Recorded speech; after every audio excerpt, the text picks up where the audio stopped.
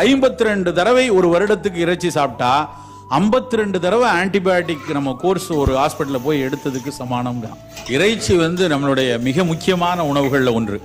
அந்த இறைச்சியை பற்றி பல நெடுங்காலமாக நாம் சாப்பிட்டதும், நம்ம அதுல பல வகை சாப்பிட்டதும், இதுல இது நல்லது கெட்டது, இறைச்சி மிக கெடுது, வெஜிடேரியன் நல்லது அப்படியெல்லாம் முழுக்க முழுக்க சமூகம் திணித்த ஒரு விஷயம் தானே ஒழிய அறிவியல் திணித்த விஷயம் கிடையாது. இந்த DHEA மாதிரியான விஷயம், omega 6 omega 3 மாதிரி ஆட்டு